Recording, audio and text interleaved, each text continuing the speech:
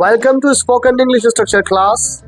आप दोस्तों और रिश्तेदारों में इंग्लिश बोलने की कोशिश करते हैं लेकिन बोल नहीं पाते। लोगों की फर इंग्लिश बोलते हुए आप कंफ्यूज हो जाते हैं। आप लोगों को देखकर घबरा जाते हैं। तो रोजाना 10 मिनट आपको देने पड़ेंगे। सिर्फ 10 मिनट आप रोजाना हमारे इस चैनल पे लगाइए और घर बैठे अपनी इंग्लिश को इम्प्रूव कर लीजिए। अपनी इंग्लिश को इम्प्रूव करने के लिए आपकी जिंदगी के ये 10 मिनट बड़े कीमती साबित हो सकते हैं। हमारे इस चैनल के ऊपर स्पोकन इंग्लिश स्ट्रक्चर्स का कोर्स चल रहा है और वो फ्री क्लासेस है, जिसमें आपको न सिर्फ स्ट्रक्चर सिखाया जाता है, मिसालें दी जाती हैं, मिसालों से समझाया जाता है, बल्कि आपको एक्सरसाइज के लिए जुमले भी दिए जाते हैं, जिन्हें आप घर बैठ के इंग्लिश में ट्रांसलेट करते हैं और हमें कमेंट बॉक्स में उसकी ट्रांसलेशन बता सकते हैं।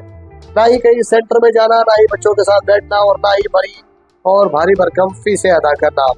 फ्री में घर बैठे इंग्लिश सीखने के लिए हमारे चैनल को ज्वाइन कर लीजिए। आज की क्लास में हम इस तरह का स्ट्रक्चर डिस्कस करेंगे।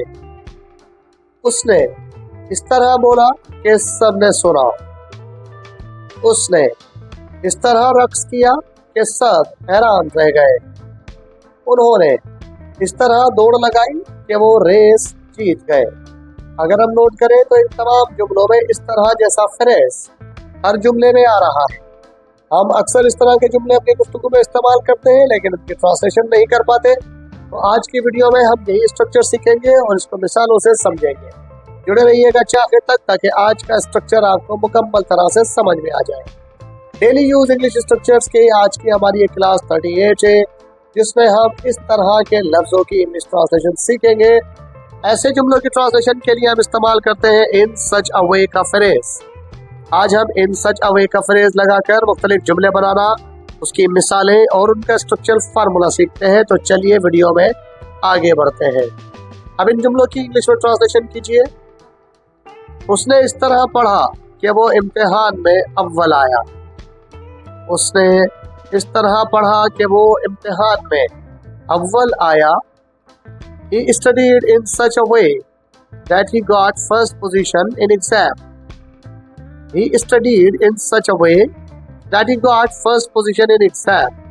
इस जुमले में ही हमारा सब्जेक्ट है, स्टडीड वर्ब है। इन सच अ वे हमारा स्ट्रक्चर है, दैट प्रोनाउन है, ही दूसरे हिस्से का सब्जेक्ट है या दूसरे जुमले का सब्जेक्ट है, गॉट वर्ब है, उसकी पास्ट फॉर्म है, और फर्स्ट पोजीशन इन एग्जाम ये हमारा ऑब्जेक्ट है। उन्होंने इस तरह बहस की कि मसला हल हो गया। उन्होंने इस तरह बहस की कि मसला ही हल हो गया। They argued in such a way that they resolved the issue. They argued in such a way that they resolved the issue. इन जुमले में they सब्जेक्ट है, argued वर्ब है, in such a way हमारे स्ट्रक्चर का हिस्सा है, that pronoun है जो दो जुमलों को आपस में मिला रहा है, दूसरा जुमला है जिसका they सब्जेक्ट है, resolved वर्ब है, the issue इस जुमले में ऑब्जेक्ट है। उसने इस तरह गाड़ी चलाई कि सफर आरामदेह था। उसने इस तरह गाड़ी चलाई कि सफर आरामदेह था। He drove in such a way that the journey was comfortable. He drove in such a way that the journey was comfortable. इस जुमले में ही सब्जेक्ट है, drove वर्ब है। In such a way ये हमारे जुमले का स्ट्रक्चर है जो हम सीख रहे हैं। दैट प्रोनाउन है जो दो जुमलों को आपस में मिला रहा है। द जर्नी नेक्स्ट जुमले का सब्जेक्ट है, वॉज हेल्पिंग वर्ब है, और कंफर्टेबल इस जुमले में एडजेक्टिव है। आइए डिस्कस करते हैं इस तरह के जुमलों का स्ट्रक्चरल फार्मूला। तो ऐसे जुमलों में हम जुमले में सबसे पहले सब्जेक्ट लगाते हैं, फिर वर्ब आता है, इन सच अ वे का उसके बाद फ्रेज आता है, दैट आता है और फिर ऑब्जेक्ट आता है। हो सकता है कि दैट के बाद तो पूरा जुमला भी दे दिया जाए, तो जुमला दे दिया जाए तो उसके बाद पूरा सेंटेंस आ सकता है जिसमें अपना सब्जेक्ट वर्ब और ऑब्जेक्ट हो सकता है। For example, he walked in such a way that everyone was impressed. He walked in such a way that everyone was impressed. इस जुमले में दो हिस्से हैं। पहला हिस्सा he walked in such a way है, जिसमें he सब्जेक्ट है, walked वर्ब है, in such a way हमारे स्ट्रक्चर का हिस्सा है। दैट वो रिलेटिव प्रोनाउन है जो दो जुमलों को आपस में मिलाता है, और everyone was impressed ये एक दूसरा हिस्सा है, और दूसरे हिस्से के अंदर everyone हमारा सब्जेक्ट है, was हेल्पिंग वर्ब है, और impressed हमारा एडजेक्टिव है। He walked in such a way that everyone was impressed.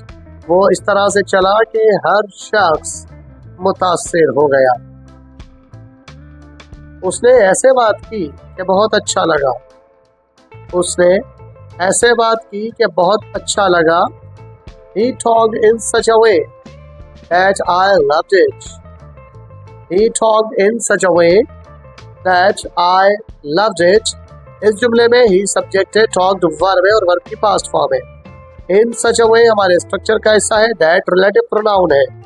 I loved it ये दूसरा जुमला या दूसरा सेंटेंस है जिसमें आई सब्जेक्ट है, लव वर्ब है और इट इस जुमले में ऑब्जेक्ट है। उसने इस तरह लिखा कि सबने शाबाश दी। उसने इस तरह लिखा कि सबने शाबाश दी। He wrote in such a way that everyone encouraged him. He wrote in such a way that everyone encouraged him. इस जुमले में ही सब्जेक्ट है, wrote वर्ब है। In such a way हमारे स्ट्रक्चर का हिस्सा है, that रिलेटिव प्रोनाउन है। Everyone encouraged him ये दूसरा जुमला है जिसमें everyone सब्जेक्ट है, encouraged वर्ब है और him इस जुमले में ऑब्जेक्ट है। आज की हमारी क्लास 38 थी जिसमें हमने इन सच अ वे का स्ट्रक्चर डिस्कस किया है, जिसमें इस तरह से का फ्रेज हमने इंग्लिश में ट्रांसलेट करना सीखा है। घर बैठ के इस तरह से जुमले बनाइए, मुख्तलिफ जुमलों की इंग्लिश में ट्रांसलेशन कीजिए। आप मुझे वो ट्रांसलेशन कमेंट बॉक्स में ही बता सकते हैं, अपने जुमलों को करेक्ट करवा सकते हैं, लेकिन कोशिश कीजिए कि ज़्यादातर वो जुमले अपने दोस्तों और रिश्तेदारों से गुफ्तगू में इस्तेमाल कीजिए ताकि आपको वहीं पे इंग्लिश स्ट्रक्चर समझ में आ जाए और कोई प्रॉब्लम भी ना हो। आज की एक्सरसाइज ये है, उसने इस तरह बोला कि सबने सुना। उसने इस तरह रक्स किया कि सब हैरान रह गए।